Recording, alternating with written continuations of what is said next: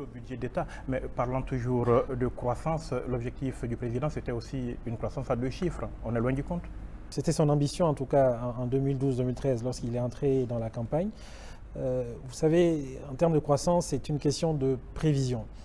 Vous annoncez des chiffres, comme diraient les économies, toutes choses égales par ailleurs. Malheureusement, nous sommes dans un contexte de fragilité. Nous sommes dans un contexte d'insécurité. Et si nous arrivons, malgré tout ce contexte-là de fragilité et d'insécurité, à réaliser un taux de croissance, vous avez parlé de 5,3 pour cette année, ça pourrait évoluer parce qu'on est sorti de 2016 à 5,8%. Donc, malgré les conditions extrêmement défavorables à notre pays, nous sommes arrivés à faire ces 5, 8, ces 6%.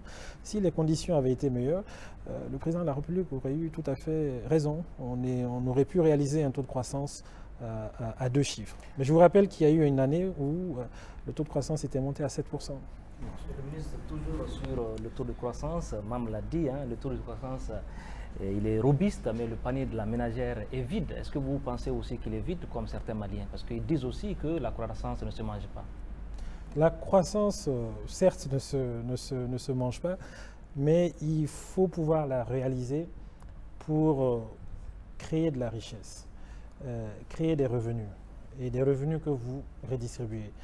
Et tant que vous ne la créez pas, on ne peut même pas parler de panier de la ménagère. Quand vous regardez d'un point de vue théorique ou même pratique, il y a réellement ce qu'on appelle une élasticité négative entre la croissance et la pauvreté. Plus vous réalisez de croissance, plus fort vous combattez la pauvreté. Mais elle se passe sur une durée. Dans les pays qui ont réussi ça le mieux, la littérature estime qu'il faut à peu près réaliser cette croissance-là. Il faut rester à un niveau de croissance de ce type-là sur 7 à 10 ans. Et là, vous diminuez la pauvreté de pratiquement de moitié.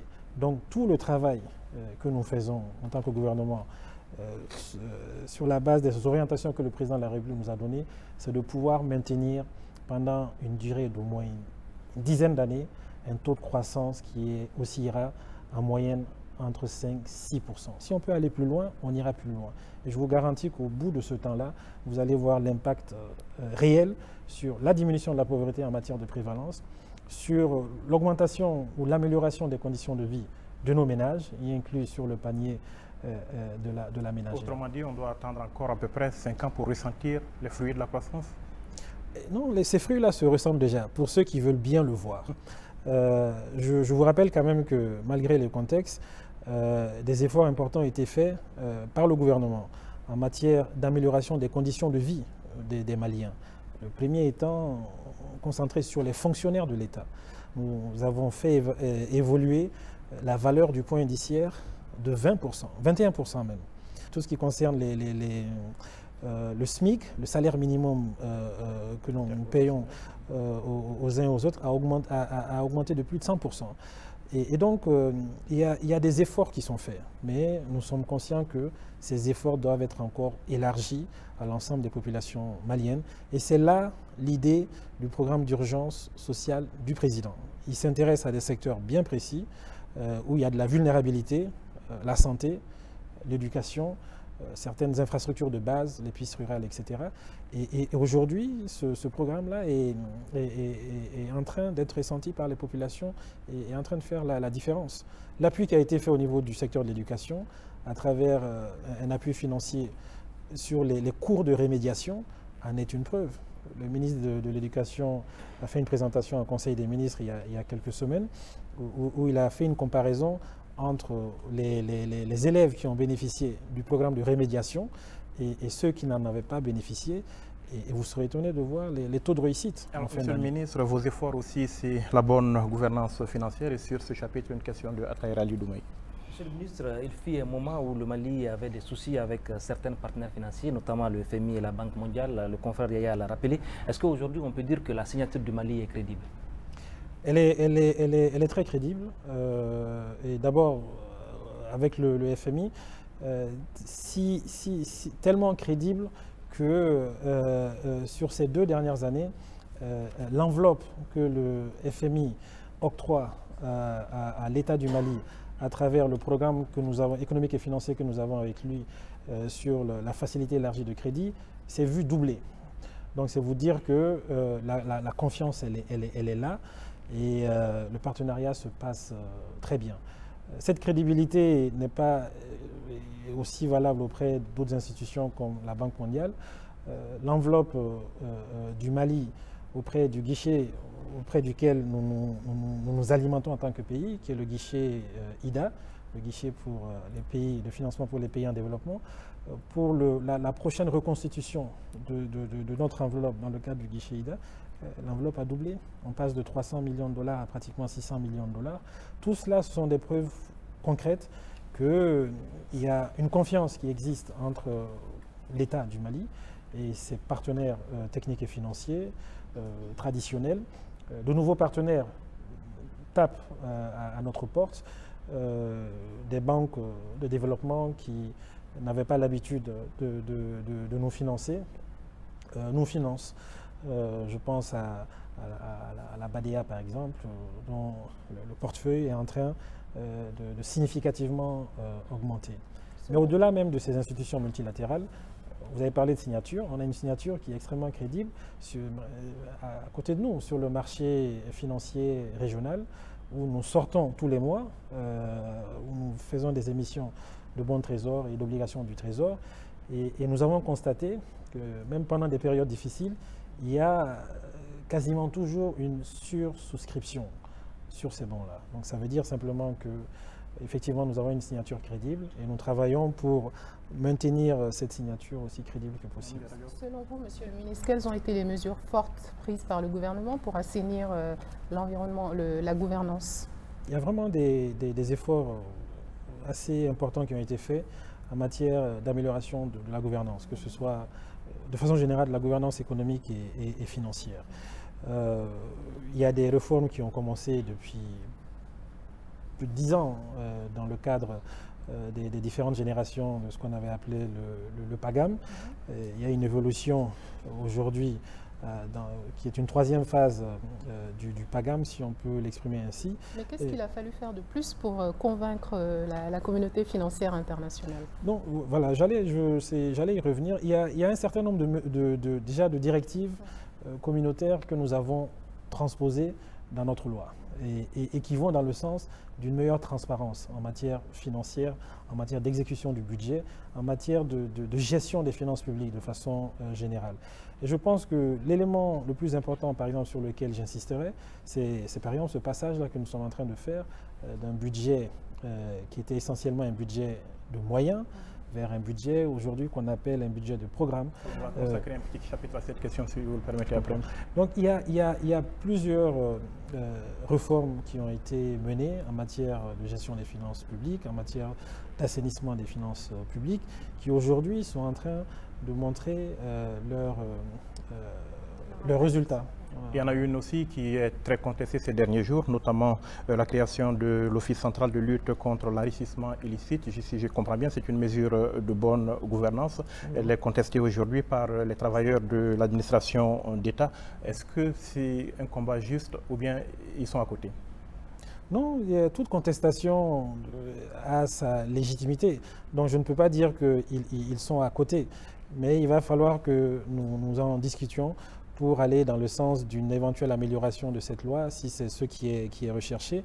Mais je vous dis aussi qu'il y a une grande partie de cette administration dont vous parlez, une grande partie d'individus, de fonctionnaires qui ont fait leur déclaration de patrimoine en toute transparence et en bonne et due forme. Et donc les contestations dont vous parlez sont sans doute légitimes. Et maintenant, nous sommes en train de mettre en place les conditions pour aller vers une négociation et prendre en charge certaines des griefs qui sont faits par le syndicat vis-à-vis de cette loi. Mais cette loi n'est qu'un parachèvement d'un processus que nous avons commencé depuis presque une dizaine d'années.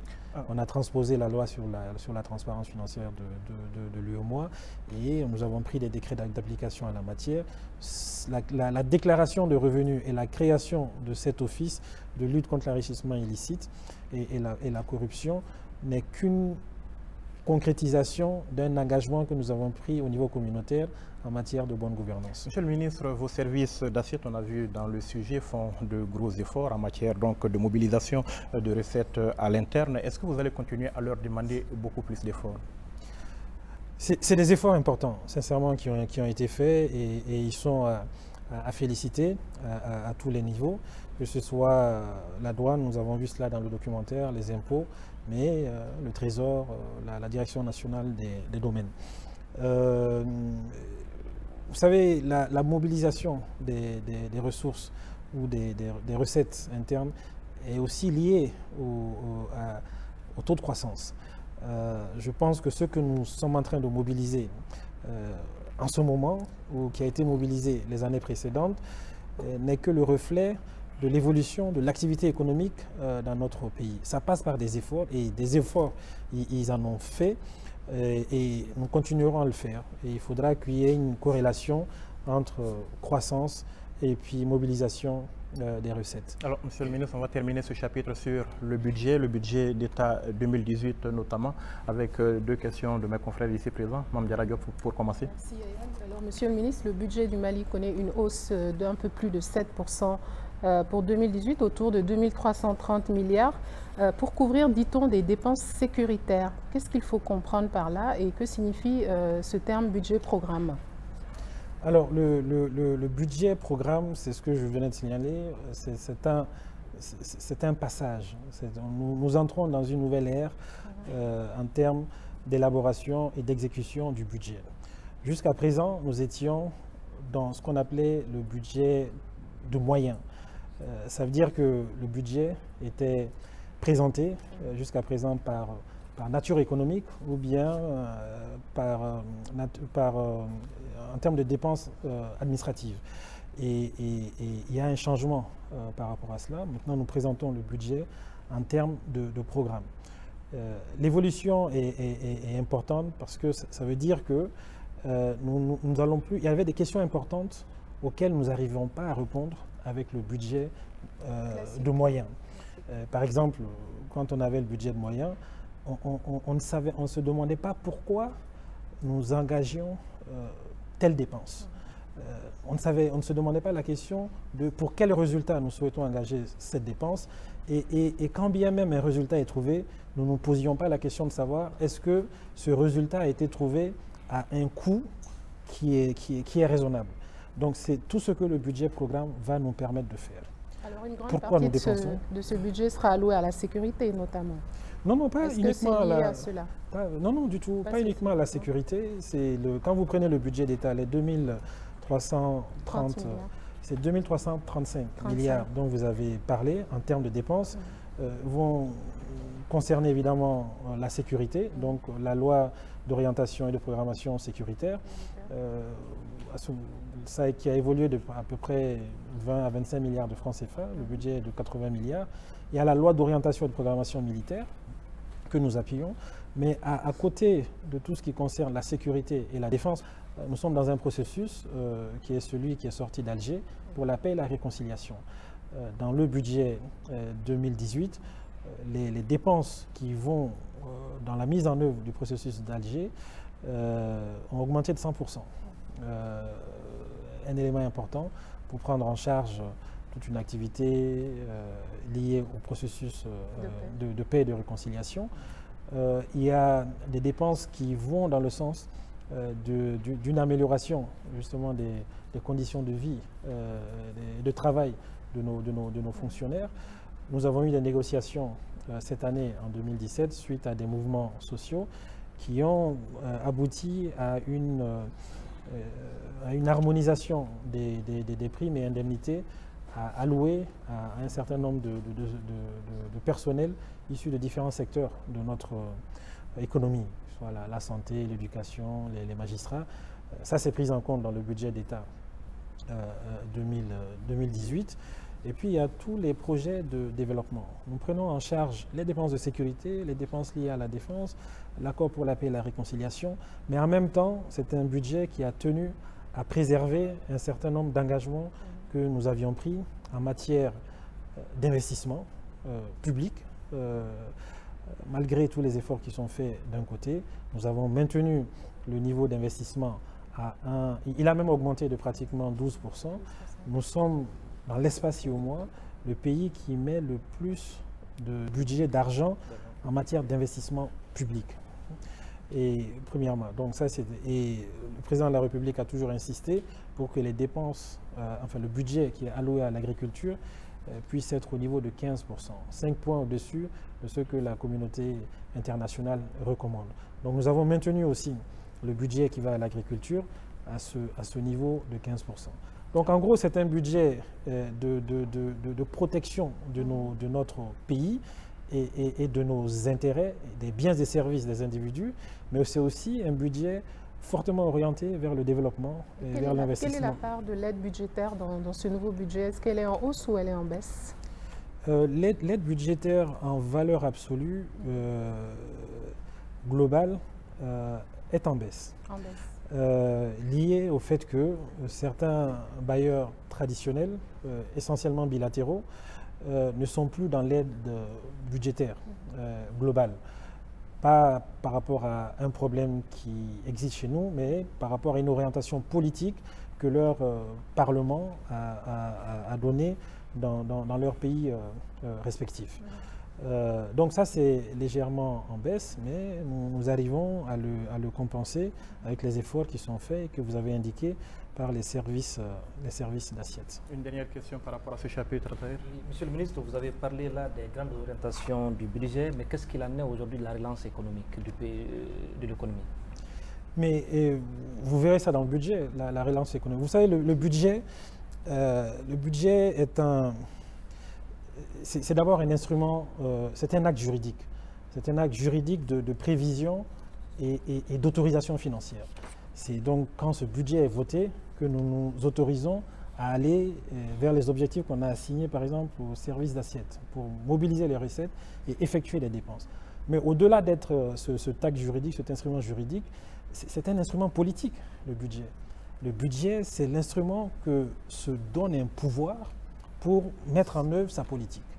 Et donc, dans cette politique, dans cette vision du président de la République, évidemment, il y a la relance de notre économie. C'est pour ça que je parle des dépenses d'investissement. Quand vous prenez l'historique de nos budgets sur ces 10 dernières années, vous allez constater que depuis 3 ans, beaucoup d'efforts, un effort sans précédent a été fait pour changer même la structure du budget, pour que ce soit un budget qui soit plus orienté vers l'investissement public, vers des investissements structurants aux dépens des budgets de fonctionnement. Avant, la part belle était faite et donnée au budget de fonctionnement. Aujourd'hui, nous sommes arrivés sur une distribution d'à peu près 60% budget de fonctionnement, 40% budget d'investissement.